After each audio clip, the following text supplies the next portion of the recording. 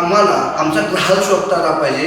Example असं आहे की आपल्याला एक किराणा मालाचं दुकान पकडा, तर किराणा मालाच्यासाठी तुम्ही ज्या वार्डामध्ये, ज्या गल्लीमध्ये, ज्या गावामध्ये, ज्या शहरामध्ये दुकान टाकणार आहे किराणा मालाचं, तिथली लोकसंख्या किती आहे, तिथल्या लोकांना कोणत्या पद्धतीचा निवडक माल लागतोय, त्या एरियामध्ये आपलं सोडून किती दुकान आहेत, त्यांना आपण कॉम्पीट करू शकतो का, म्हणजे आपल्याला नेमकं कळेल की समजा उदाहरणार्थ वार्ड क्रमांक 3 मध्ये 5000 लोकसंख्या आहे, पैकी 300 कुटुंब आहेत, पैकी 100 कुटुंब तुमच्याकडे येणार आहे. म्हणजे 100 कुटुंबांनी जर तुमच्याकडे राशन भरलं तर साधारणतः तुमच्याकडे 5 लाखाचा महिन्याला धंदा होईल आणि 10% जरी प्रॉफिट काढलं तर आपण 50,000 रुपये मिळवू शकतोय.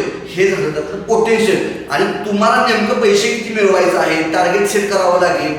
विदाउट टार्गेट बिझनेस होत नाही. आणि त्यामुळं तुम्हाला एक्झॅक्ट कळेल की माझा बिझनेस किती होणार आहे, गुंतवणूक किती करावं लागेल, दुकानाचं एरिया किती पाहिजे, स्टाफ किती पाहिजे, कुठं असायला पाहिजे, मग माझ्या धंदा करायचा.